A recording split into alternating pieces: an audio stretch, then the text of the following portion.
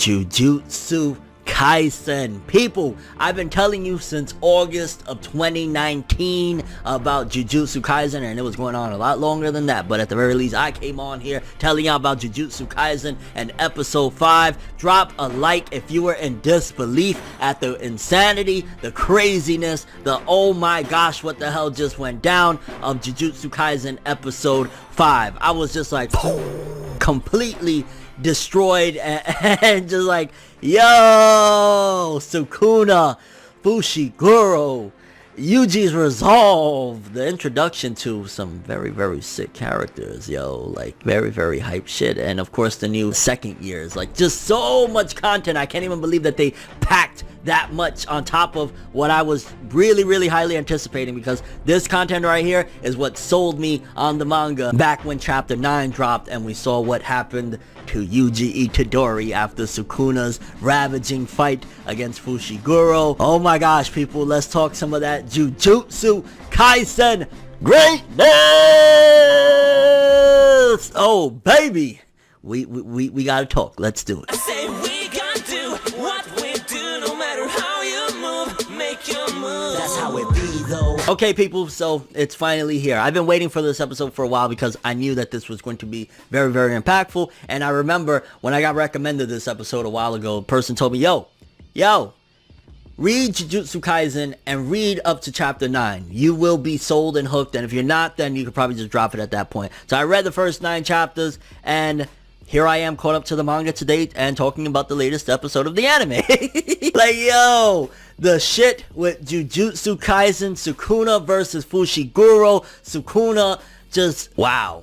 Just absolutely wow, this episode. I'm surprised, to be honest with you, because the first half of the episode alone, if they would have like added all the stuff that we got, or just added other stuff, shall I say, because the second half of the episode, obviously you can't really put that before what happens in the midway through, but like if they would have just packed the first half of the episode and ended with that craziness of what happened to Yuji at the end of the episode, that would have been, which I guess that's kind of already been done so many times, like, oh my god, you know, cliffhanger and shit, but I'm just saying, like, that would have blown people's minds. The fact that they decided, yo, let's cut it at the midway point and then like add a bunch of other extra stuff as well in the episode was an interesting choice, but definitely just like, holy shit. Because the episode picks up from where the last one left off. Fushiguro is outside waiting for Yuji to show up to say, hey, you know, I cleared it up. And Sukuna shows up instead, which, you know, it's the curse, shall I say, inside of Yuji's body or whatever. And he's like, yeah, I don't know what's going on with that sucker, but I'm here, fam. And I'm just like, here we go.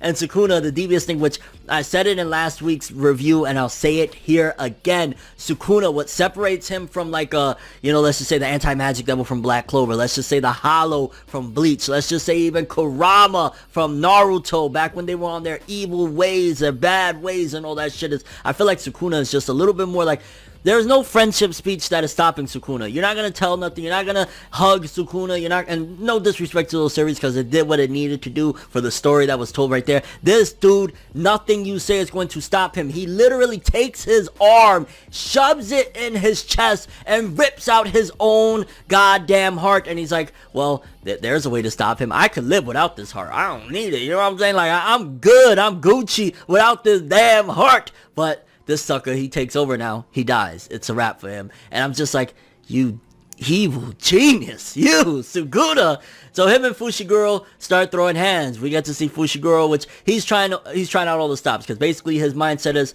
well, if I could show him that I'm a threat enough that he needs to heal up, because it is affecting him slightly, the fact that he don't have a heart. He's not like immortal or anything like that. Then maybe he'll heal his heart and then Yuji could take over, which, good strategy, but just think about it, fam. Like, Gojo hyped him up. Mind you, Gojo was able to, you know, kind of make light of Sukuna, but that's Gojo, fam. Fushiguro, Megumi, you are not Gojo. Definitely some interesting stuff where Megumi was talking about, like, oh, his father, how he named him without any care to his gender, Megumi. Because I remember when I first heard his name was Megumi Fushiguro, I was thinking, like, Megumi. The only time I've ever heard that name in Japanese, like, you know, in anime and stuff, was like a female character from an anime called Shiki. Anybody that's ever watched Shiki, there you go, a Shiki reference in 2020. But I've never really heard that as a dude's name, and maybe I'm misremembering, maybe I'm off or whatever. So the fact that that was referenced, and also him referencing his dad, could be some foreshadowing for the future. Either way, very cool play, and just again is like a reminder in the battle that things are serious. He's thinking about like his life and shit like that. And you know, we got Megumi. He's summoning everything that he possibly can. All these curses and shit. And Sukuna is just like nothing. Like he's dodging every attack. The art and animation, gorgeous. Like this whole battle looked insane and crazy. And you can see that Sukuna is on another level. Maybe Gojo was able, which that just shows how godlike Gojo is. Gojo was able to make light work of Sukuna. But also you got to think, Sukuna did swallow another finger. After he rips out her heart, he's like, oh, by the way, one more finger. So who knows if Gojo will be able to make as light of work of Sukuna now that Yuji has 3 fingers in his body. But either way, Fushiguro's fucked. He got it bad. He got a bad deal. Then after the insane and epic battle, it comes to a point where, because Fushiguro says he fully well knows, like, and that was the thing that was like trying to define Yuji's character, like the curse saying that he knows Yuji, because he's like, yo, just a few minutes ago this dude was screaming and begging for his life, fam. He ain't gonna kill himself, you bugging. And Fushiguro trusts in him that no, if it gets to a point, he is going to just say fuck it and die and take over, you know, because again, he takes over, he doesn't have a heart, because Sukuna ripped it out, he's going to die. And before that happens, because Fushiguro knows that, like, he knows Yuji, like, even though he just met him and shit like that, he has faith in Yuji. So he's like, hey, I want to give you an explanation why I saved you that day. Like, I did it because I felt I wanted to, because he knew following him, just telling him that it was basically a sign to him, yo, I can't win, and I know you're about to show up and do this. And Yuji takes over his own body again, and he smiles and says, yo, you, Kugisaki, and Gojo live long lives, thank you. And I'm just like, no,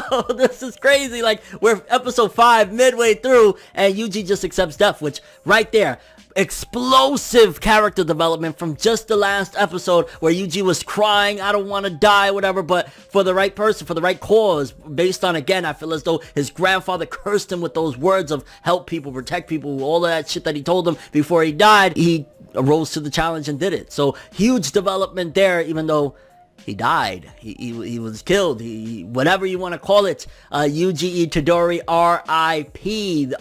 The MC. Like, you can see that Yu Yu Hakusho reference there. You can see that Yu Yu Hakusho inspiration there. Gege, the author, loves Yoshiro Togashi, Hunter x Hunter, Yu Yu Hakusho. That's one of, like, her favorite all-time and one of her inspirations for Jujutsu Kaisen. And you can see it through and through. Like, Yu Yu Hakusho, Yusuke is dead, episode 1. Episode 5.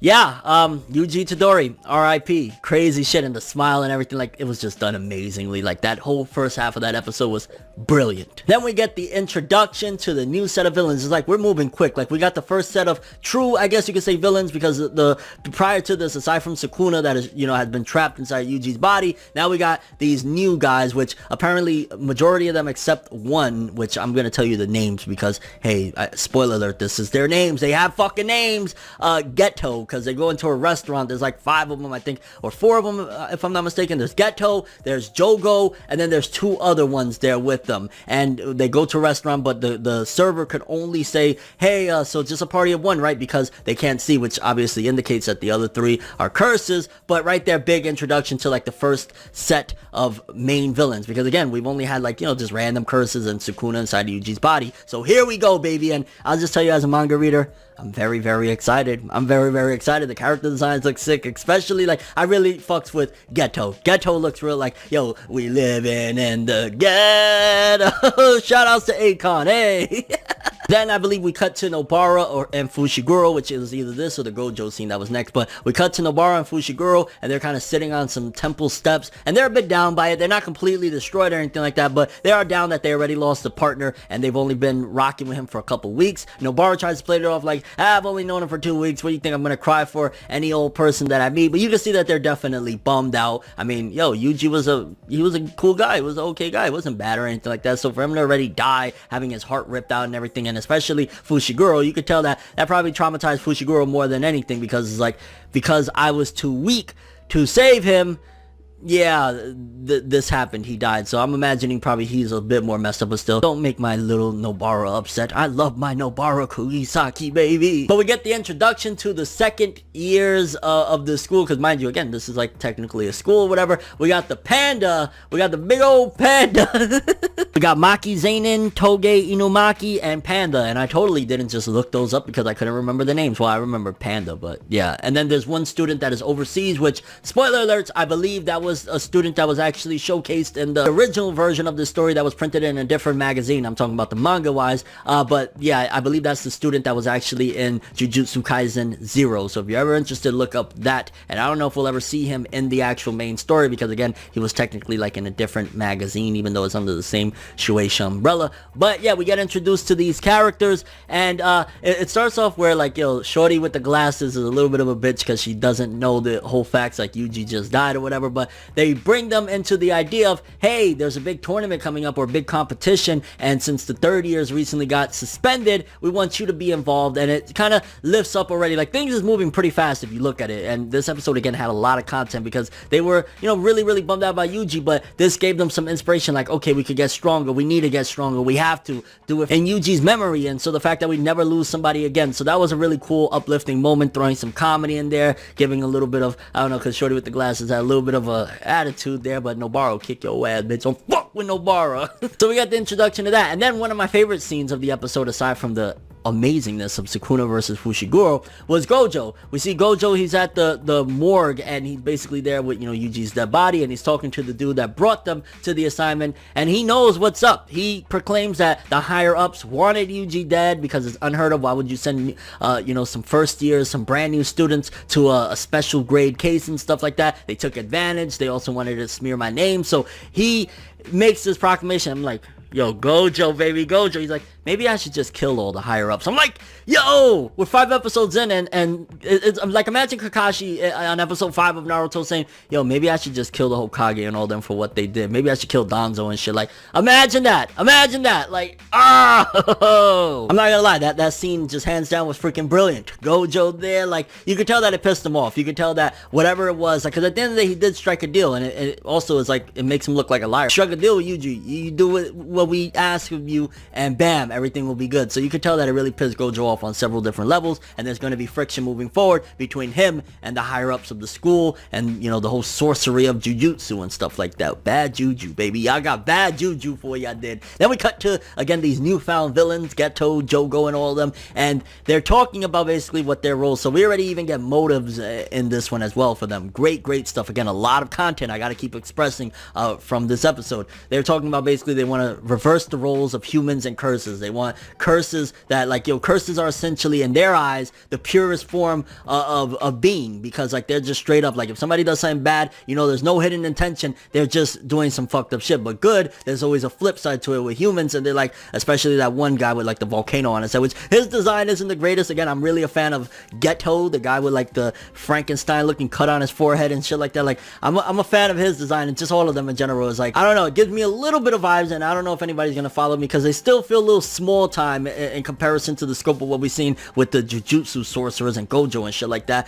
But they give me like a little bit more advanced of early League of Villains vibes, and maybe I'm off on that. Maybe people are gonna slay me like they're way better, and yeah, they to a certain degree they on some next level shit already, but that's kind of the vibes that I felt of them, just more epic than the beginnings of the League of Villains. Like, they were kind of like a bit crusty. Like, now they're different. I'm talking about My Hero Academia's League of Villains. These guys, I'm really hyped off that build up. And then the episode ends with once again cutting back to Yuji and them and saying, but, you know, him being dead, is he really dead, or something along the lines of that. And it zooms into the middle of his chest where obviously his heart was taken, and I believe it was the villains that they're talking, and Sukuna's like, yo, I don't like it when people come and invade my privacy, something along the lines of that. And the episode ends, I'm just like, this episode was godlike. Very curious about what you guys think. Do you think Yuji's dead? If he does come back to life, how is it going to be done? Your thoughts on Gojo proclaiming, maybe I should just kill the higher ups? Do you think there's going to be a major war friction between him and the higher ups? Are you excited for the competition between the first years and the second years of the academy? And just your thoughts on this episode. Like, did this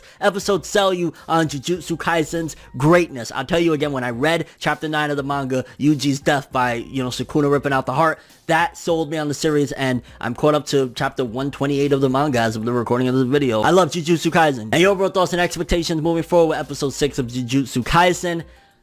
Baby, we move. This shit is fire. That's all I have for this one though. Thanks for watching. Hope you enjoyed. If you liked anything I had to say or enjoyed the video, drop me a like. I'd greatly appreciate it. And if you want more from me, make sure to subscribe. Follow me on Twitter, Instagram. Hit that bell to get all notifications. And if you want to follow any of my other social media, links in the description below. I'm ForneverWorld, and as always, people, have an awesome day. And remember the golden rule. Anime and manga for life, boy. Have an awesome day. Peace in, and you should be watching Jujutsu Kaisen. Episode 5 was godlike, baby. Let's go! It's nights like this, and times like this, that I can give another hit. But I've got this inside a switch, a natural bliss. But